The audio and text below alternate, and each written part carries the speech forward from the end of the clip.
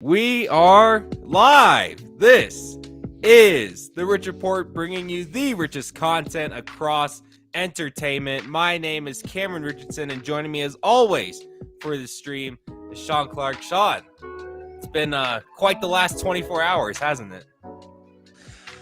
Unfortunately, it has, but today is a new day, and we get to talk about a lot of, fun stuff.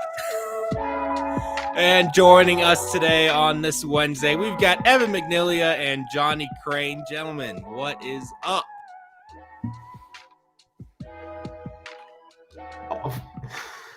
Sorry, was trying to unmute my mic, but I am doing very much well. I was not trying to hide from that question.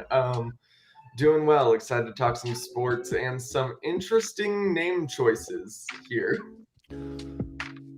It's required, not by state law, but by tradition, to wear or own a pair of ice skates to get around this town. Let me tell you, when it's icy and it's freezing rain, you need ice skates to get to places. Completely slick yesterday and still slick today. But hey, I'm inside, I'm warm and cozy, and let's get into it, right? Absolutely. And we are going to begin actually with the confirmation of the brand new name of the Washington football team. No, it is not the Washington Red Tails that I've been pushing for over a year now. It is, unfortunately, the Washington Commanders, the most generic of the name choices for this football team. And like NFL memes said, Washington goes from having a name that was based off a slur or, it was disingenuous to indigenous people, and now they're named after the people who killed them. So integration for the Washington football team, amazing. The progression is outstanding from Washington. Look, it's a little league team name. There's no creativity with the name like Commanders whatsoever. You had the Armada, you could have done that. Anything outside of Commanders, and now, I don't know how you can call a broadcast. How is Joe Buck and be able to call NFL game, America's Game of the Week, featuring the Commanders? I couldn't help but laugh. The Commanders is such it's your home rec center basketball team name for 6-year-olds. That's what the Commanders are. There's nothing that strikes fear into it. There's nothing, intimidating about it. We're the Commanders. Sean, why?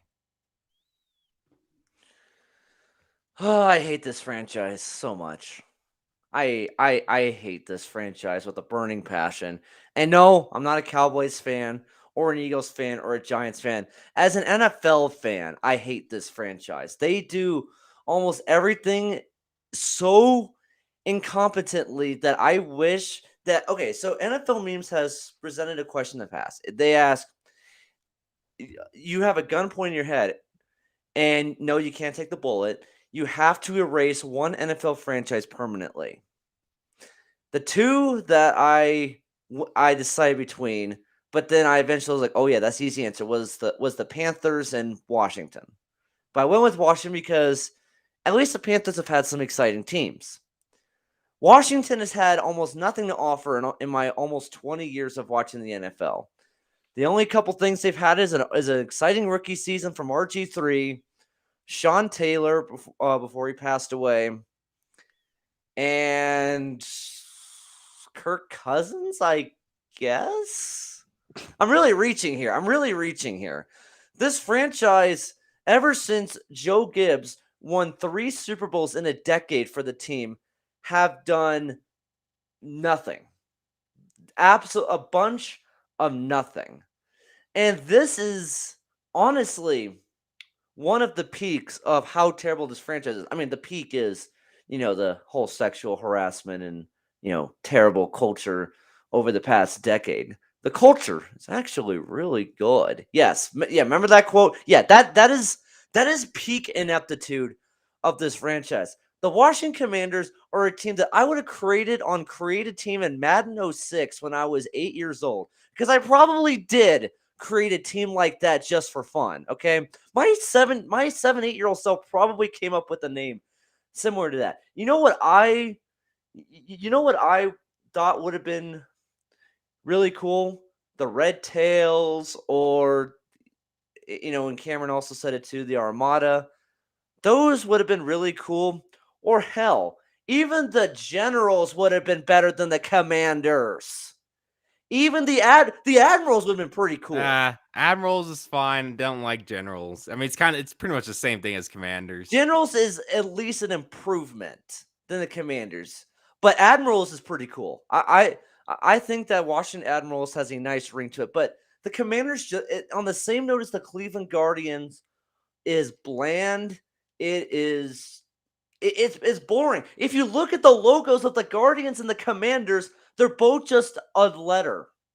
Whoa, so innovative here in 2021, 2022. Oh my gosh, like Madden 06 could have had a logo like that.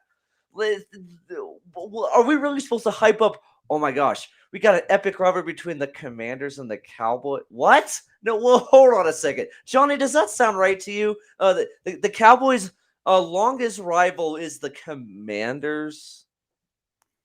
That doesn't sound right. Yeah, Evan. So, is it really a step forward for this franchise that had a racial stereotype name to go from what they had previously to the Commanders? Because we all know that, with a name like Commanders, given their previous name, given the context of this franchise, that it's the most appropriate name for them. Is this really a step forward for Washington?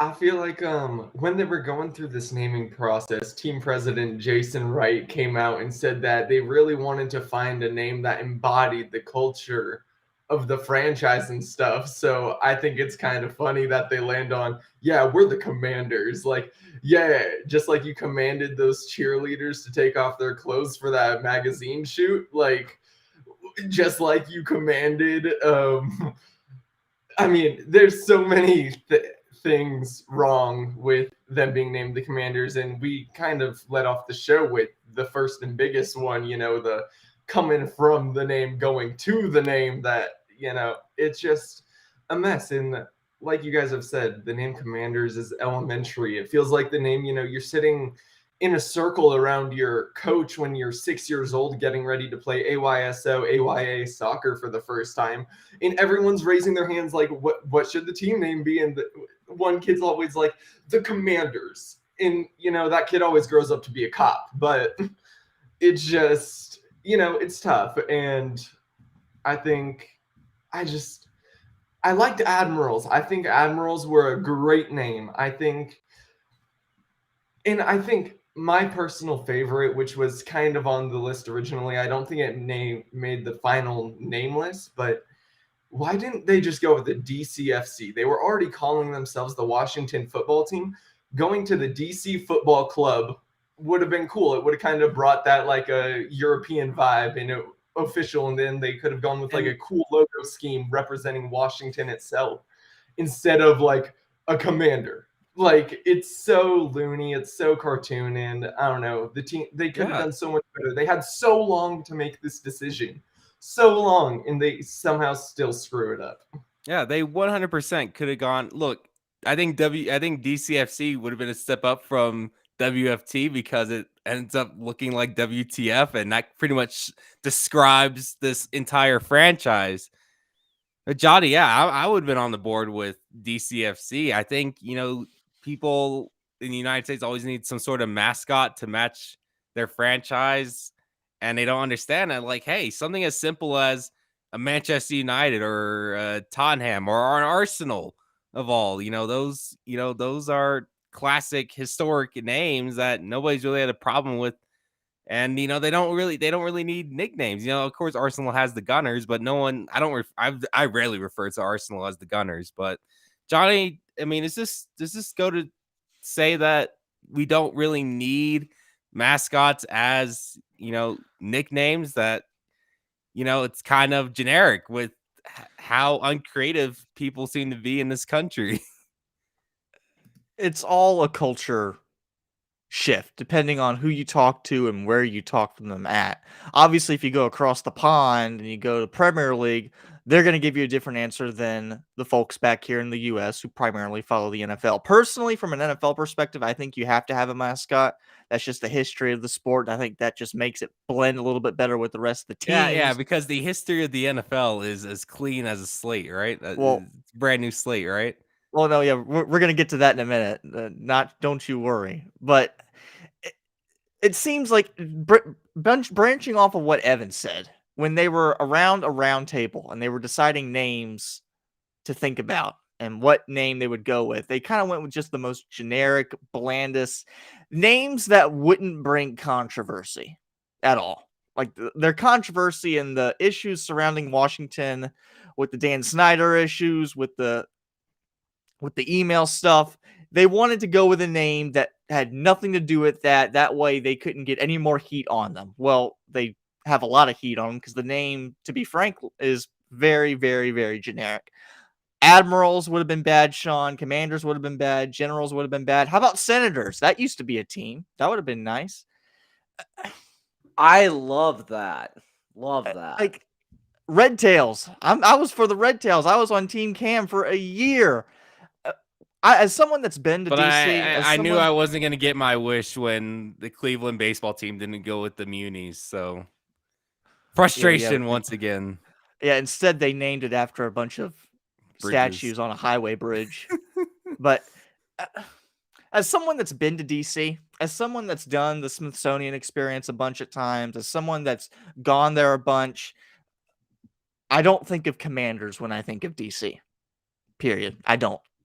And given the history that's in that capital, given the history from all the museums and the monuments and the buildings and whatnot, they could have gone with many, many, many more options. And here's a come again. The presidents. Sure. But I'll give them this. I will give them this based off of the soccer concept. Their crest, it's not bad. It's decent. But their primary logo, it's literally the W they were using last year, just alternating colors. That's all it is. Like there's no uniqueness around this at all. Not to mention this was leaked like a week ago. So it's just this is what we have now, I guess. So yeah. Oh, and by the way, they're called the Washington Commanders. Are you gonna shorten that to anything? The Washington Commies? Like that's what I was about to say. Oh no. Like, what are you gonna do? Oh, I mean, I'm probably still gonna refer to them as the football team, honestly. Commanders just does nothing for me. There's nothing entertaining about that. Gotta call them the commies the entire time until they're forced to change it. Like, you just call them the commies until something has to like change. the greatest oxymoron ever. We are off to a fantastic start, and it's going to get even better as we discuss the big news in the NFL, and that is Brian Flores suing the NFL and a handful of teams for discrimination in his interview processes with Denver a couple years ago before he got hired by Miami and obviously the New York Giants, which everybody has seen. Bill Belichick is the whistleblower. Everybody's like, you think Bill Belichick is dropping exclamation points and question marks in his text messages? There was like, I thought that was the best part about it. And I would assume that Bill Belichick is a lot smarter than to think that he mixed up Dable and a former coach of his. We play conspiracy theories all day. I think Bill Belichick tried sliding the Giants here. You know, it's good. It's a good work, but there's nothing, funny about all this because Flores is alleging that Dolphins owner Stephen Ross, tried to bribe him with $100K for every loss. And look, man, I'll be honest. If someone walked up to me and said, "Hey, I will give you $100K for every single loss," my team would be punting on first down. Look, man, money's hard to come by these days. So you got to take what you can get. But I mean, for an owner to say, "Hey, I will do this as long as we lose," there's no respect in that. This is why, I brought up the argument that the draft has to go away. While the draft is necessary, it's truly a necessary flaw because you end up having tank jobs like what the Dolphins have done and what 10 baseball teams do every season.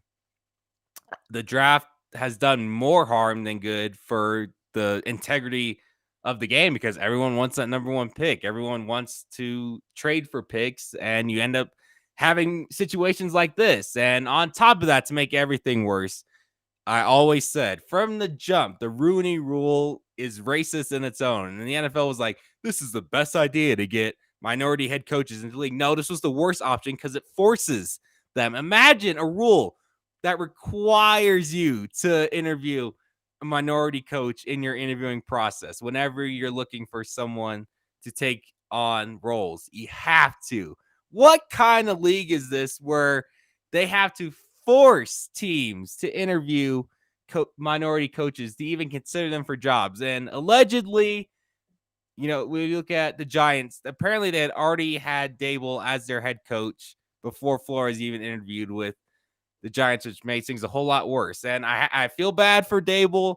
He's collateral damage within this, and I hope no one really throws flack at him because it wasn't his decision to be the guy before Flores was even interviewed. So I really hope he's not, seen as the villain here, because the villain is the New York Giants and their front office. And then going back before Flores was hired by Miami, the Denver Broncos, apparently he had a sham interview with the Broncos and John Elway showing up, under the influence of something.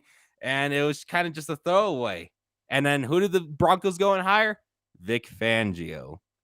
Because we all know how Fangio's tenure went. But here's where the biggest flaws come in. The NFL saying that these allegations are without merit. The great NFL that has never had any problems with, race issues or anything in NFL. It's the perfect league, right? Am I right here? And then the Giants saying that Giants came out and said that Dable was more qualified to be their head coach than Brian Flores was. Do we know what Dable's history is as with coaching? He was the wide receivers coach. This is just some of them. He was the wide receivers coach for the New England Patriots in the years before the Patriots had any type of wide receivers for their franchise. And then he was the offensive coordinator at Alabama in 2017 when they didn't even have that good of a passing offense. This was still the run it up the gut Alabama team that had the elite offensive lines and the elite defenses. So it wasn't all that shoddy, but and then Tua came in after he had left.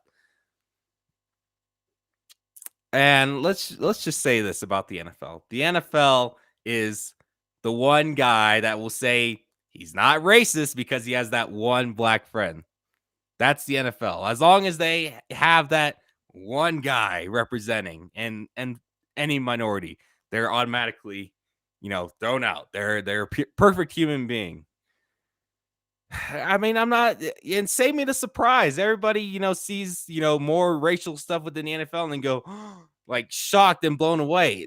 This shouldn't surprise you anymore. This is who the NFL is. And it's not the only league that, has these problems. The NHL, fresh off of having a bunch of problems within race and players making racial gestures towards black players. This is happening across the league. And the only way to go about it is we actually start hiring people who are representing, what the league looks like. What does your rosters look like?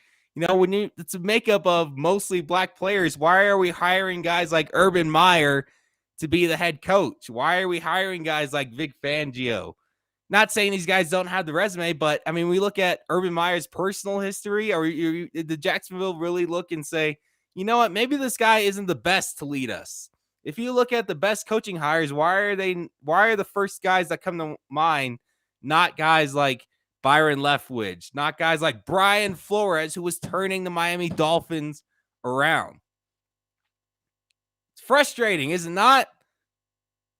D'Amico Ryans, while he did want to be a still wanted to be a defensive coordinator to get more experience, should have been thrown in the mix. We've talked about Eric Bieniemy for years now. I don't even think he's getting interviewed. He's probably been interviewed maybe 2 or 3 times from what I've heard, but it's not often. And then there's Todd Bowles as well. None of those guys have been Leftwich. hired yet. Yeah, did I not say Leftwich? I thought I said Leftwich. But no, we've got Dable getting hired. Josh McDaniels, because his head coaching tenure with the Denver Broncos way back when was perfect and amazing. Who else has been hired? Jim Harbaugh might be the next Vikings head coach, which honestly fits the Vikings bill. If you talk about having a good regular season and throwing it away. Nathaniel Hackett. Look, respect to Hackett for what he's done with Green Bay, but are these guys the top of the line? Were these the best options? Or is it just going to show that NFL and the mindset of the NFL is that black people can't lead? They're not smart enough to lead. They have the athletic prowess to be running backs, wide receivers, defensive backs, but what about in the leadership positions? Quarterbacks and head coaches. Active coaches in the NFL. Who's the only one who does not have a losing season? Mike Tomlin. But it goes back to that idea that the NFL thinks that black people aren't all that bright. I mean, how many quarterbacks up until now are starters that are black? I can think of Mahomes, Lamar Jackson. Was Watson, but then, I mean, Watson. Russell Wilson is third. Cam Newton back in the day. Oh, well, we all saw, Jordan Love. Anybody? Yeah, no, we're not counting Jordan Love in this. But that's, 3 guys that we've named. There are 32 franchises in the NFL. I mean, there you have it. I mean, that is, and then remember that end of an era post that CBS Sports made? Or no, it was Bleacher Report made yesterday. Had Ben Roethlisberger on there, but are we saying that a guy like Ben Roethlisberger was more influential for NFL quarterbacks than a guy like Michael Vick? I mean, without Michael Vick, are there really dual threat quarterbacks in the NFL like a Russell Wilson, like a Lamar Jackson, like a Patrick Mahomes as well? I mean, even Josh Allen. I mean, the dual threat quarterback became popular because of how good Michael Vick was. Now, granted, his off the field stuff wasn't great, but is Big Ben's any better? Why is Big Ben on that list and not a guy like Michael Vick? And Michael Vick actually made amends for what he did and actually has charities now that donate lots and lots of money to dog organizations. Has Big Ben done anything for victims of sexual abuse and survivors of that? I don't think so. Yeah, I mean, but my end of story before I open the floor, this isn't surprising to me. If you want the best head coaches out there, the ones that were available were black. The NFL simply denying that is the fact. I mean, the floor is open to you guys. I don't know who wants to speak first, but I mean, I've said all I can say. I've said too much. Oh, this is very upsetting.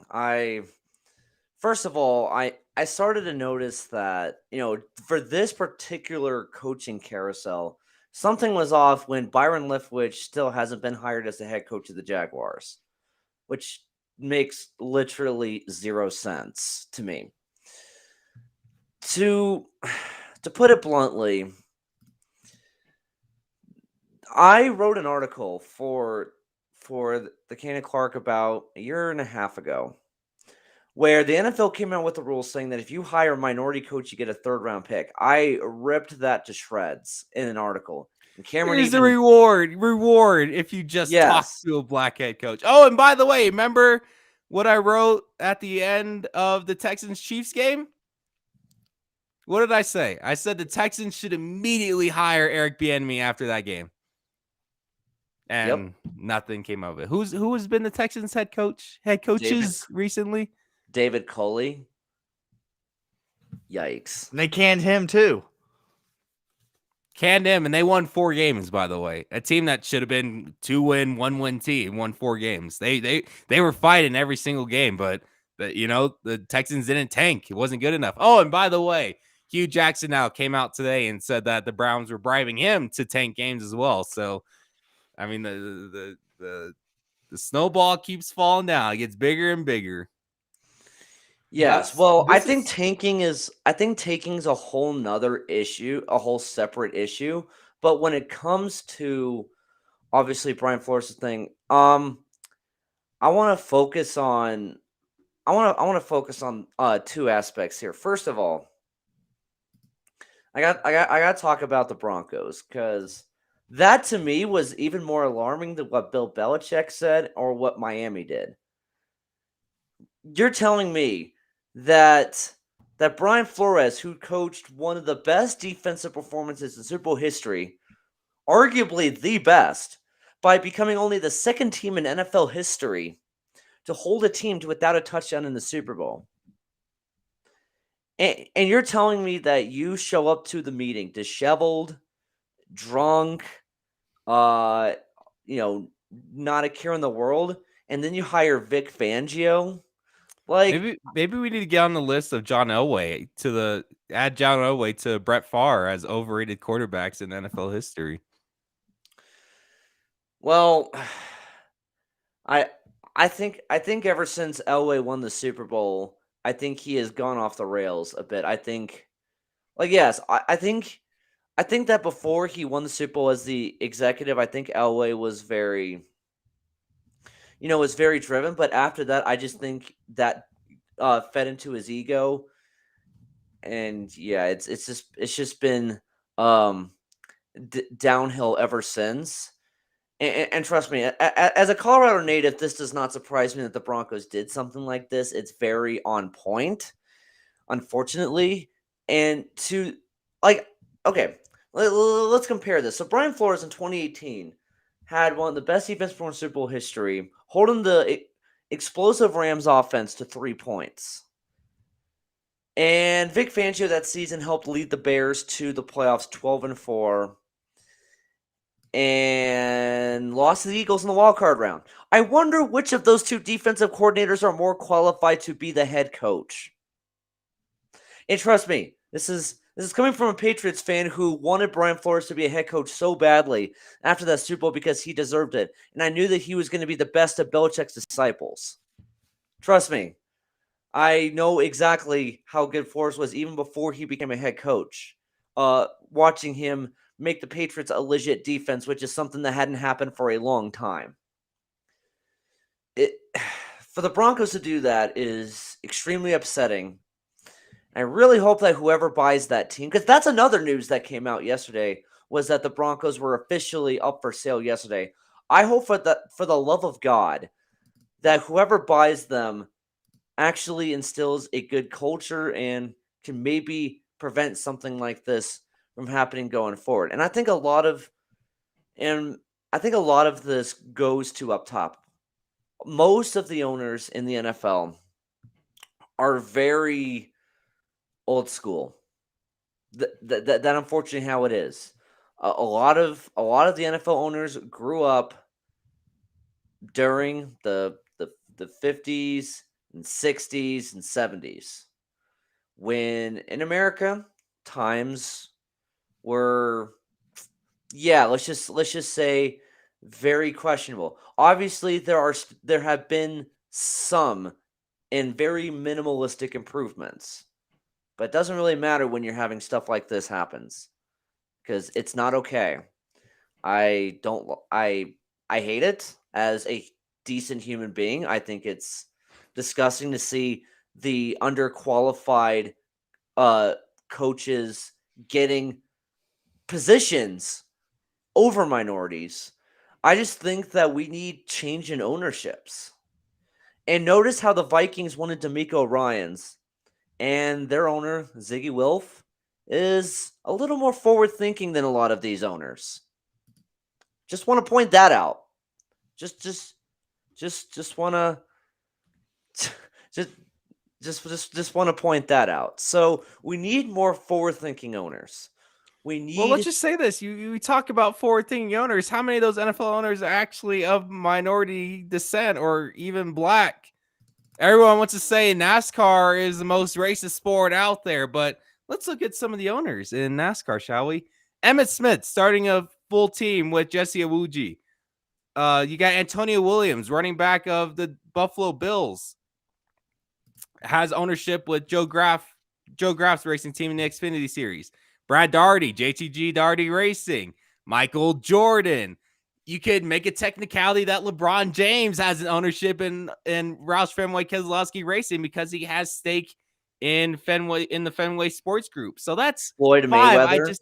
Floyd Mayweather too just opened this team yesterday. That's 6. That's 6 guys.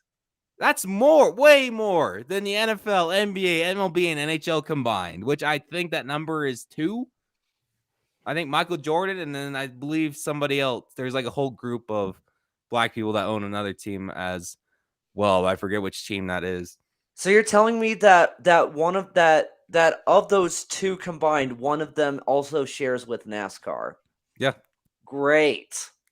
That's terrible. Now, Evan, we are 11 days out from the Super Bowl, and I posed this in the group chat yesterday, but would it be shocking, or would it just be, the move to make for black players to get behind Brian Flores and the rest of black coaches in the NFL and potentially stage a walkout during the Super Bowl? We're just 11 days out. That's still going to be fresh in a lot of people's minds come that Sunday, the Super Bowl. More stuff is going to come out. This was, I think, timed right by Brian Flores. He was smart in the timing of this because we're only 11 days out from the big game. And we talked about the viewership and how the AFC and NFC title game averaged 49 million viewers. Well, how about you get in front of those 100 million viewers and do something huge? I think they have an opportunity to. I don't know if they will. I think there's a chance that they could make a larger statement on the platform. There's not a larger statement than walking out, but like an attempt to make a larger statement than just going about the game as normal. I think that they're going to do something to kind of bring awareness, bring a conversation to it. And whether that be kneeling during the anthem like we saw Kaepernick get blackballed from the league for doing, or whether it be something else, whether it be actually sitting out plays or sitting out a quarter or sitting out the game, I think it's more important for the league that they kind of fix their issues with inequality than this game is, honestly. And my thing is, I don't know if the players hold that. They've been working their entire lives to get to the Super Bowl, the biggest game in the NFL. We're talking about the Bengals and the Rams, 2 teams who haven't won it in quite some time. I think if we're talking a Patriots in the Super Bowl or a Buccaneers back-to-back or even any team that's had consistent runs. Just put end racism in the end zone, right? Just write that down. No, that'll do the trick, I think. I think everyone seeing the message to end racism will get everyone behind the cause. Just easy as that. But no, it's stupid. And you guys kind of just brought it up, but bit I wanted to do. What do Stephen M. Ross, Robert Kraft, Stan Kroenke, Jerry Jones, Dan Snyder, Jimmy Haslam, Jim Irsay, Mike Brown, David Tepper, Clark Hunt, and Mark Davis, and the Spanoses all have in common? They're all rich whites. They're not gonna. I don't know. I feel like when you have that type of money and that type of position, like, you can grow ignorant to some issues, especially hiring practices amongst the league. And whether it's these people intentionally, I mean, no pun intended, but blackballing black coaches from the league, or it's just kind of a negligent mind state where they just don't pay a second thought to it. Either way, it's a problem and needs to be addressed. So I don't know. The NFL needs to do a better job. I think the Rooney Rule is stupid, and I think Elway proved that in full force, showing up to the interview with Flores hammered. He was never going to take that seriously. Flores was there so the Broncos got their compensatory pick. That's it. Not only did he waste Flores' time, but he took advantage of an NFL rule that was originally put into place possibly for the right reason, and Art Rooney wanted to kind of get a push in the right direction. but it's been misused by teams across the league. And so now we have to kind of take a step back and look at the rule and our hiring process as a whole and figure out what we need to do differently to make sure there's more representation across the league. You can't have a majority minority league and then all the head coaches be white. Like, I don't know. I think that there has to be a semblance of understanding between life situations. And I guarantee you, not all white coaches came from similar backgrounds. Backgrounds, that sounds so bad. Backgrounds to the black players. Sorry, I messed up my words. It's early in the morning. I barely got enough sleep. But backgrounds of some of the black players, I don't think they've shared the same upbringing and whatnot. So I think it can be harder for them to connect and reach out and to actually understand those players. And that's why I think we need more representation.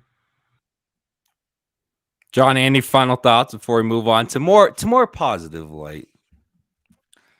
I hear y'all talk, and I'm still trying to wrap my head around which team between the Broncos, the Dolphins, and the Giants looks worst out of all of this. It's a really, really tough answer. Part of me wants to say the Dolphins because they got rid of Flores in the first place, but also for the fact that they literally showed the entire world to see of direct evidence of tanking. I'd vote for the Broncos simply because they hired Vic Fangio over Brian Flores. Yeah, it's just there's a lot of different angles to all of this, and all of these angles are bad, and they just get worse and worse. The Rooney Rule, I'm totally with y'all. The Rooney Rule does not teach any team anything. Sure, what Evan said is correct. It probably had the right intentions, but when you materialize a rule and you incentivize teams to talk with black coaching candidates solely for the fact to get a draft pick, you're not learning your lesson. You're not. You're thinking about that draft pick. You're thinking of trying to get that next Tom Brady, which was a 4th rounder. Oh, it's a 3rd rounder. Maybe I'll hit it lucky. You're thinking of getting that lottery ticket as opposed to learning to treat people as human beings and not treating people against the color of their skin. Yeah, you get a chocolate chip cookie if you talk to one black guy. Just one. Yeah, it's disgusting, and it's the state of our society as a whole. And look, I know we're not perfect, but come on. I figured, hundreds of years of discrimination, segregation. Do I need to go on? We'd think we would have learned something, and we have to a degree in certain areas, but we still have a bunch of areas where we have to improve. And this is just a concrete example through and through. And while the last 24 hours have been quite negative for more reasons than one, we got to keep we got to try to stay as positive as possible. And we do have some positivity. Joe Burrow is going to the Super Bowl, and we talked about it a lot on Monday. So this is kind of we're bringing Johnny on to talk about Burrow. He's the guy that's he's been on the fandom side of Joe Burrow. Like I said on Monday, for me to cheer for an SEC school is unfathomable. Joe Burrow changed that. I couldn't have had any more fun that's probably the most fun I've had watching one team in the college football season with Joe Burrow, and of course all the talent they've had: Jamar Chase, Justin Jefferson, Clyde Edwards-Helaire. Johnny, when you see, was it the offensive lineman Tyler Shelvin, defensive lineman, defensive tackle Tyler Shelvin lift Joe Burrow at the end of the Bengals win in Kansas City, just like he did after LSU beat Alabama in 2019. Just what does that go to say about that team specifically? And just the winner that Joe Burrow is, the player that Joe Burrow is. And as we lost 2 of our guys, the video, we got half our screens are blacked out now. But I mean, you were, and if I'm not wrong, you were at the game where Joe Burrow got crackback block by one of the UCF players in the Fiesta Bowl. Yes, I was there. So to answer your question, there's kind of 2 ways you can look at this. First, when you just look at it from a fandom perspective, seeing Shelvin lift Burrow up first off, it just tells you that that LSU team had a ton of draft picks all over the place. I mean, we could spend an entire podcast plus talking about each one of those players and how they branch and connect and intertwine with each other in the NFL so far. So that was cool in and of itself. But on the other hand, like you said, and like we've talked about before, and as y'all have seen before with me watching them, it's very warming. It's very heartwarming. And to talk about Joe Burrow, especially as someone that saw him in person at that Fiesta Bowl, I was about 20 rows up on the first level. That made something click. Because that year, when you look at Joe Burrow in the 2018 season, he was good, but he wasn't great. He was that guy that's probably going to be like a 6th round pick, a depth guy, a practice squad QB, a backup QB at best. Mobile, he can move out of the pocket, he can make a couple of throws, but that's really all he's going to do. And then you see the evolution over the course of the 2019 season, the Heisman Trophy, the championship, and now he's going to the Super Bowl. It's a very, very quick 0 to 100 surge. And that's not even talking about the ACL injury. To see that, and especially with his story being a backup at Ohio State, losing the job to Dwayne Haskins with Urban Meyer in charge, a lot of quarterbacks would have given up, but he didn't. He went to a school that had quarterback issues, that had its problems in developing quarterbacks, and it could have gone wrong.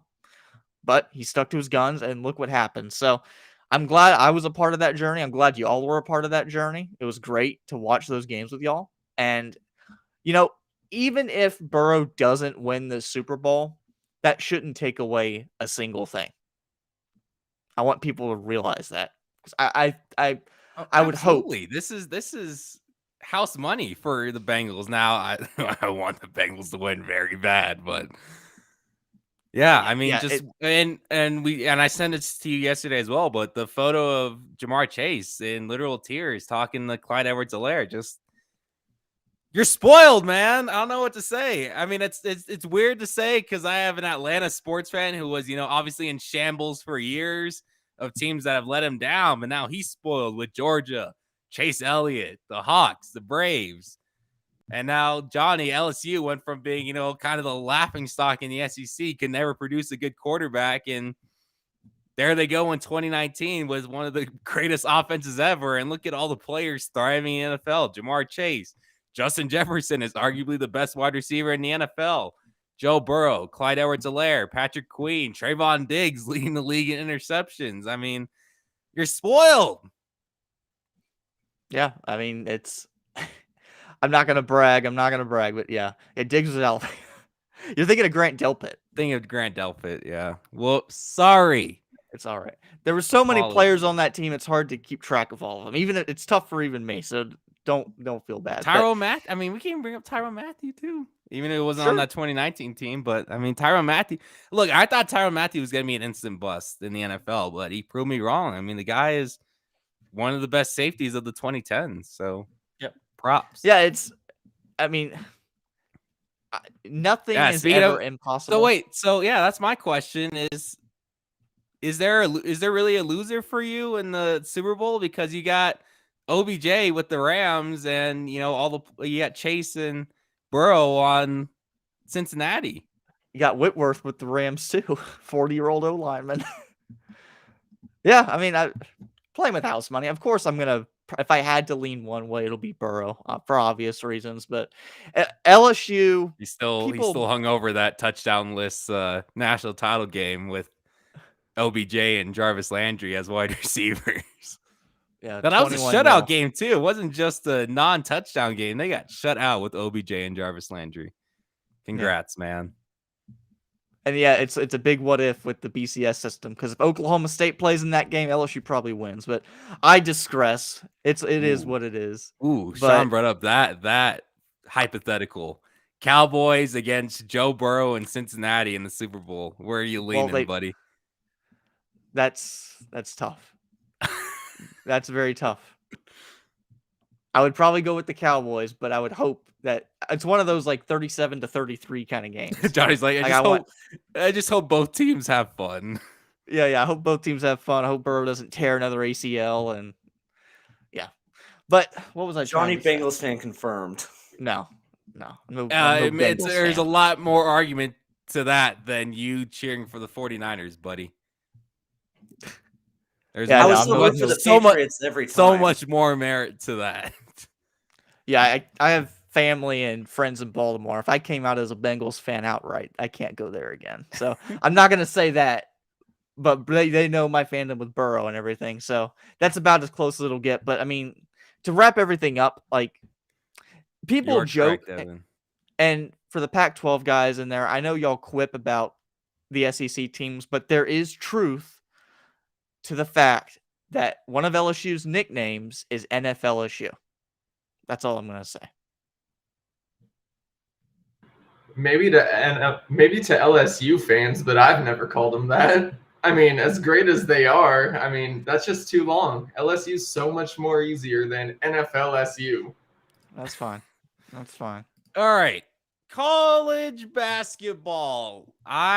This has been a very fun season. I'm enjoying the hell out of it. There are a lot of surprises, but I think we've got a clear-cut list of favorites that could win a national title. I'm looking at my tournament seeding right now. When I look at my 1-3 lines, Auburn, Gonzaga, UCLA, Purdue, Kentucky, Wisconsin, Baylor, Kansas, Villanova, all those teams, there's a crop of 12 that all have cases to win the national title. I think there's a major drop-off when we get to the fours. For me, that includes Providence, Michigan State, Texas Tech, and UConn.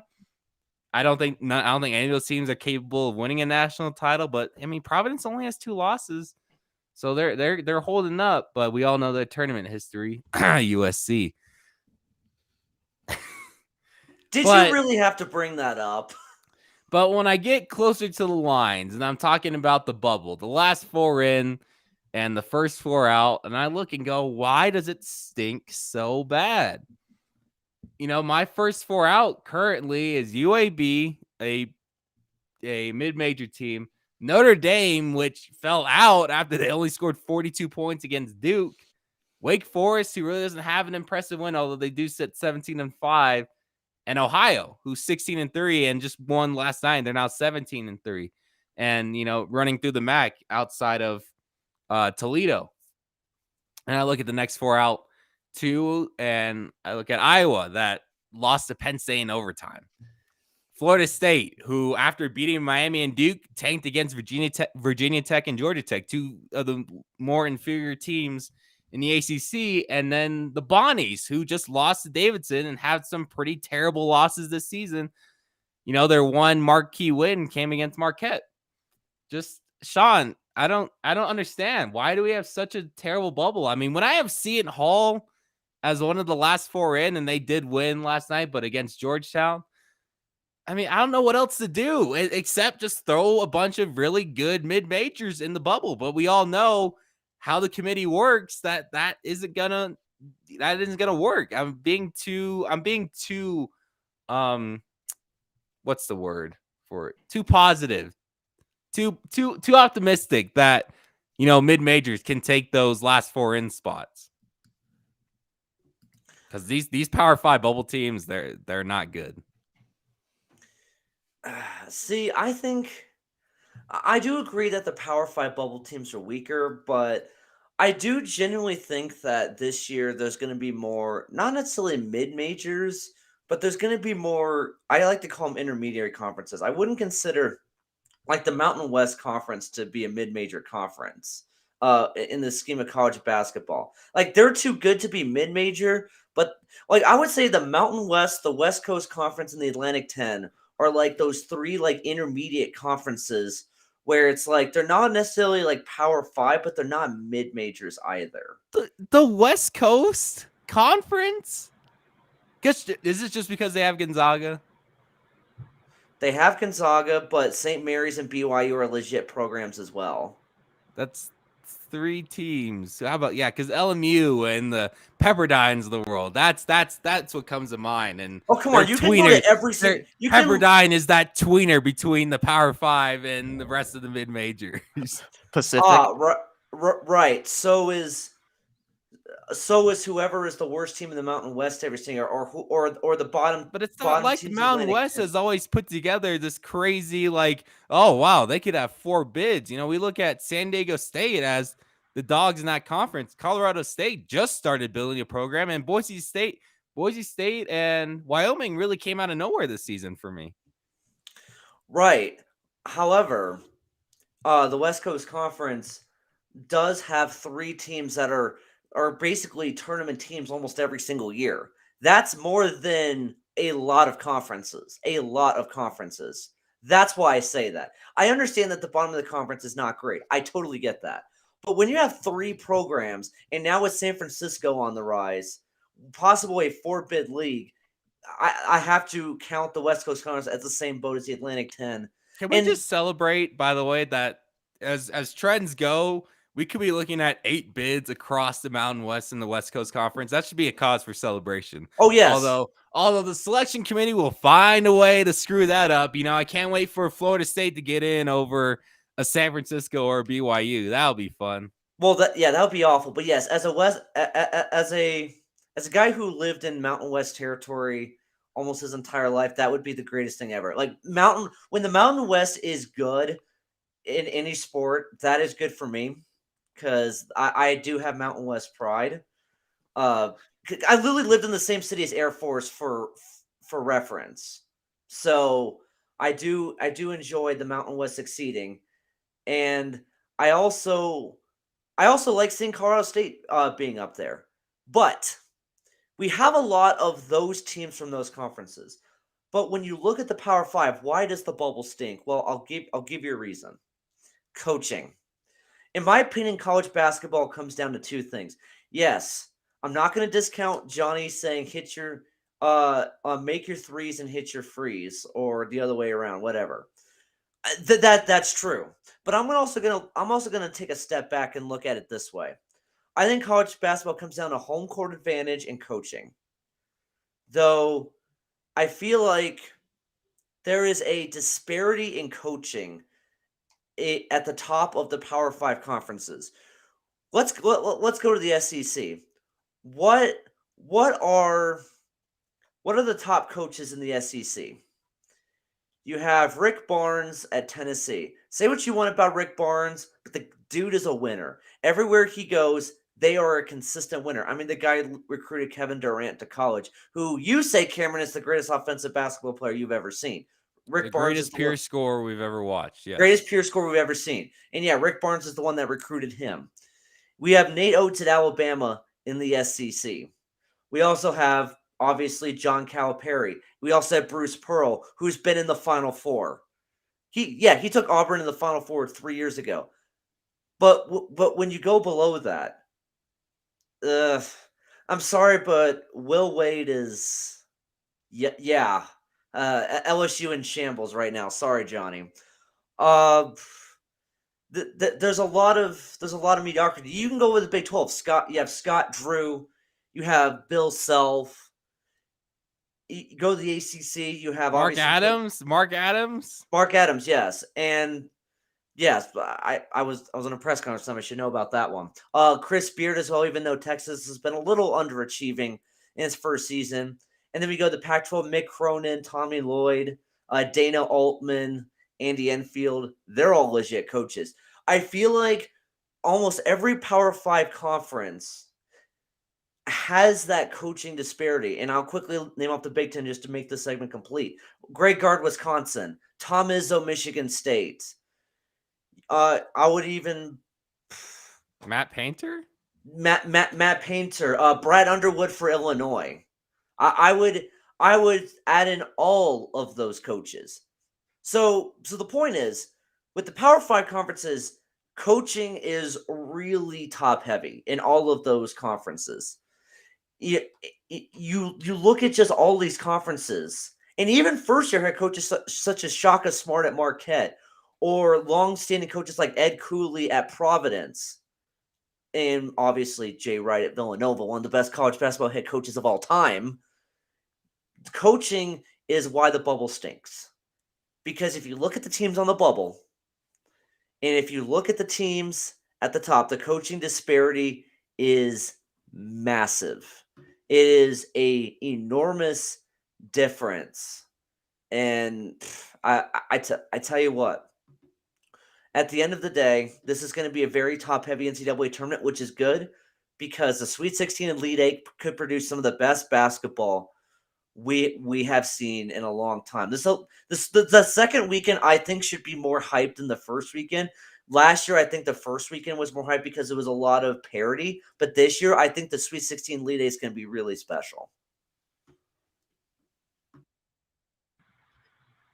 I definitely agree. And, what Sean's saying about all those good coaches, I think the difference between them and why their teams are at the top compared to the teams that maybe don't have as good coaching is because they were able to stay consistent in their game plan and strategy through COVID, through postponements, through cancellations. I think the teams with better leadership are able to kind of navigate those waters more fluidly than teams who maybe don't have as experienced or talented leadership. So especially this year with the amount of cancellations and postponements we've seen across college basketball, I definitely think having those upper tier leaders can help you kind of navigate the waters and keep your team consistent and looking good going into the tournament. But, as games hopefully stop getting canceled here down the stretch, as hopefully COVID numbers start to decrease again after this spike, what's been the last couple months, I think that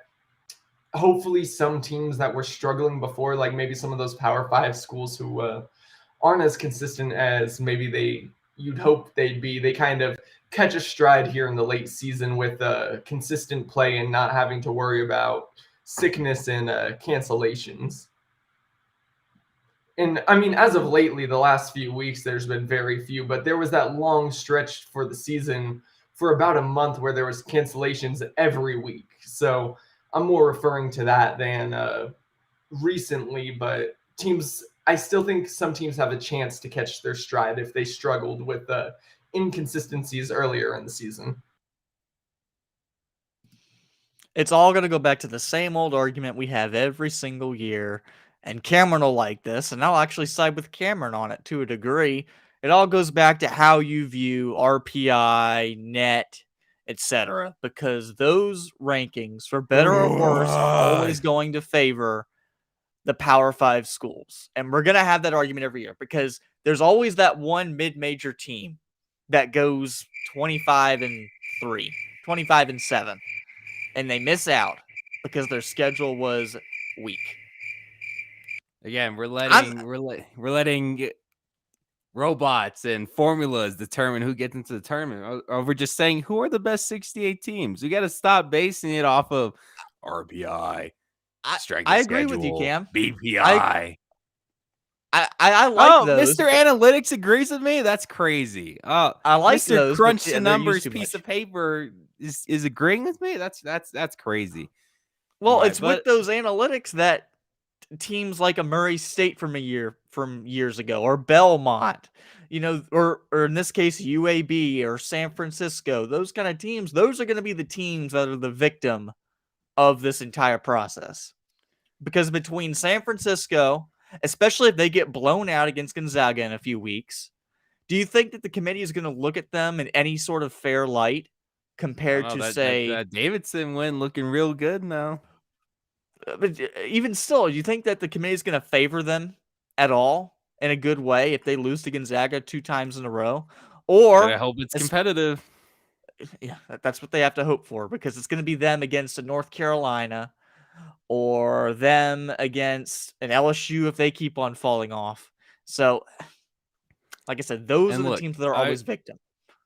Look, and I will say what nobody else wants to say, and it may be a hot take. Y'all can debate on this or not. The NCAA tournament is going to be a lot better this year because Kentucky and Duke are in it. As much as people want to hate the Blue Bloods, look, it's fun to have Kentucky and Duke because, one, it brings more eyes to the game of college basketball, and two, it's very fun to root against Kentucky and Duke. Although this is like one of the few years where I really don't have much animosity towards Kentucky or Duke. I really enjoy Ty Washington and Oscar Tshiebwe. And for Duke, I really like Paolo Banchero, and it's sort of sentimental because it's Coach K's final season. I know Sean's rolling his eyes talking about Kentucky and Duke. But Sean, I think the tournament's gonna be a lot better than last year, just based off the fact that we can root against Kentucky and Duke. No, I agree. On it, I'll be completely honest here. Last March Madness, in some ways, I checked out a little bit after the first weekend, just because there just wasn't a ton of great stories, especially after Oral Roberts lost a heartbreaker to Arkansas. Which, let's be real, like all of us were devastated when Max Asmus's final shot came up just short. But aside from UCLA in the second weekend last year, there wasn't a lot of great stories. Syracuse got clobbered by Houston, so Yeah, it's not like your USC Trojans got to Elite Eight or anything. I mean that is true, but they played another Pac-12 team. So, Oregon State got to Elite Eight. Like there's some nice stories in there. There were, but compare that. This is the point I'm making here. Compare an Oregon State Houston Elite Eight to Kentucky Kansas. Remember back in 2019? Hey, Remember? I'm pushing. I would love to see Kentucky Arizona at some point in the tournament. I'd love to see Koloko and Sheboy go up in the rebounding battle. Oh, that would be incredible. Remember 2019? You had 2018, my apologies. You had Kansas and Duke in the Elite Eight. That was one of the greatest games I've ever seen. It was a back and forth battle the whole way. You had Kansas trying to get back to the Final Four after losing in the Elite Eight the last 2 years to Villanova in 2016 and your Oregon Ducks in 2017. So they were trying to get back to the Final Four, and they were just battling against Grayson Allen and Duke. It was a very heavyweight battle. That was amazing. Or the year before, where Kentucky and North Carolina played in one of the craziest last minutes of a basketball game you'll ever see, where Malik Monk just couldn't miss down the stretch, but then Luke May with a game-winning jumper with literally less than a second to go.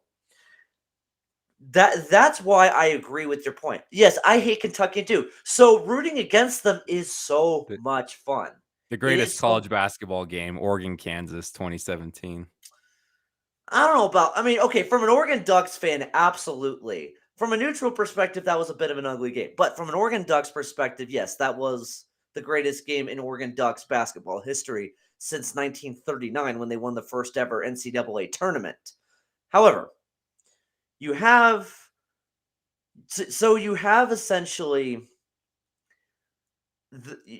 have those two Elite Eight games I just talked about. Contrast that with Oregon State and Houston. Yes, Oregon State being in the Elite Eight was an insane story, as was USC playing Oregon in the Sweet 16. But when you have those heavyweights facing off, when you have Kentucky and Kansas Duke and Kansas going to overtime, you have Kentucky and North Carolina going down the wire. Does college basketball get any better than that? I'm sorry, it doesn't. It doesn't. Or the 2016 national title game that ended on a buzzer beater. Or the 2016 national title game, which is one of the greatest college basketball games ever. In my opinion, the second best college basketball game I saw. I think I still will say to my grave that Xavier K-State 2010 was the greatest college basketball game I've ever seen. Oh boy. Go watch the highlights and hear Gus Johnson's call and tell me I'm wrong. But the point is, yes, I do agree that Blue Bloods being in the tournament will make this tournament better. Also, we're going to have full capacity crowds. What I wouldn't give to have Gus Johnson call the tournament again for CBS. Oh, I know. Like trust me. If anyone wants to know what Gus Johnson called March Madness like, just go watch Xavier Kansas State highlights 2010. Or him going ballistic with Isaiah Thomas's game winner in the 2009 Pac-12 title game. 11, yeah. Oh, same thing. All right. This weekend, we've got the Busch Light Clash coming to the Los Angeles Memorial Coliseum. We won't have a stream on Friday because Sean, myself, Michael, and Brendan, actually the four hosts of Friday's stream, we're all heading out to LA to cover the event. It's going to be historic. First off, before we actually start talking about racing, Sean, you get to see the Coliseum in person for the first time. Yeah, said there. Yeah, just a fair warning. Like when we first pull up to the Coliseum, I might cry, and I I'm gonna try very hard to stay professional. But to be in the stadium of USC, my beloved USC Trojans, a team that I have rooted for basically my entire life, and rooting for USC was literally passed down from father to son. Being a USC fan is in my blood. It's gonna be very hard to stay professional. Being in the iconic stadium of my beloved USC Trojans, I couldn't be more excited and thankful for the opportunity. Well, let's talk about the racing in general because it is the opener for the next gen car, but we really have no test to see how this car is going to drive on a track that's, a quarter mile long. I mean, we've seen a couple of iRacing simulations. The NASCAR just held their first invitational last night. I mean, gentlemen, there's going to be a lot of beating and banging, to say the least. You want to get around somebody, going to have to move them. So we're looking at potential Bristol and Martinsville on steroids because you're not going to have much time in straightaways to do anything. You're going to pass somebody, going to have to move them. The bump and run is going to be in effect all throughout the weekend. But Johnny, what are we to expect from the clash? Because you said that there's going to be a lot of cautions, and if there are a lot of cautions, it's going to be a long night because the caution laps are not going to count. We need to go into this race with no expectations for this next gen car. Think of this race as an exhibition through and through, not only from the race perspective, but from the car perspective. Whether or not these cars perform well in this race should not dissuade from people talking ill about the car. Judge the car based off of the actual races. Don't judge the car based off of a quarter mile, quote, track. Because as Kyle Busch said yesterday, the top speed on the, I guess you could say, straightaway is going to be about 60 miles an hour. In those turns, it's going to be about 20. So we're talking highway speeds and neighborhood speeds for NASCAR cars. So, like you said, bump and gun, a lot of cautions, I think. I think those turns, I think people are really going to try to get that inside line, and people are going to bump the heck out of each other to get them. We talk about the Reddick line all we want, but there's going to be an LA Coliseum line, and everybody's going to want to get into it. It's going to be a bloodbath. I think that's pretty much all I'm going to say. It's going to be a very big bloodbath, and it's going to be a long night. But there's no issue with that. I don't have a problem with that. You go on Facebook. DJ Ski is going to be going crazy on the turntables if there are a lot of cautions. Yeah, you go ballistic. You go on Facebook, you go on Twitter, you see like the old heads saying, "Oh, this is terrible. This is bad for NASCAR." Go to a real short track. Yeah, yeah. Stop. Simmer down. It'll be fine. It'll be entertaining. It's exhibition, pretty much. Just think of it like that, and everything is 10 times better. It'll be fun, though. And y'all are going to cover it. I'm jealous. Okay. Evan, will you be tuning in Sunday night? Of course. There's no way I'm not tuning in for this. It's the start of the NASCAR season, a great race in the Coliseum. I don't know. I'm a very big fan of broadcasts and the way they do them. And so I'm excited to see the aerial shots and shots of the Los Angeles city that they're able to get during the race alongside the racing action, because I love the kind of scenic production side of broadcasting sports. I love when they show the city of Kansas City during a Chiefs game, or fly around New York during a Giants-Jets game or something like that. So I'm excited to see all that scenery at home, or at home in Southern California. More specifically, though, Cam's home, Los Angeles. And I don't know. It's cool to have racing. It's going to feel like a Cars 1 all over again. This time I'll just be 20 years old and won't be crying in the movie theater. The race is really going to grasp the concept of LA traffic, right? Super packed. Let's just say I hope during every caution that DJ Ski just plays this. For every caution that happens. But are we ready to get out of here? Let's get our cue going. Let's get out of here. That'll do it for this edition of the Rich Report. We appreciate y'all for checking it out. We will not be here Friday because we are heading out to LA for the Busch Light Clash. You can check that out on Fox both Saturday and Sunday. It's going to be a fun one. I can't wait. NASCAR in the heart of Los Angeles, not in Fontana, not in what NASCAR would say is Los Angeles, but in the actual downtown area of Los Angeles. For Sean, Evan, and Johnny, I am Cameron Richardson. We will see y'all next Monday. Have a great rest of your week. Enjoy the weekend and go watch some NASCAR. Please, for the love of God, go do that. Follow us. All of our social medias and our site linked in the description. If you're not watching on YouTube, go do that right now. Right now, before we get out of here. Have a great rest of your day and enjoy the weekend. See y'all on Monday.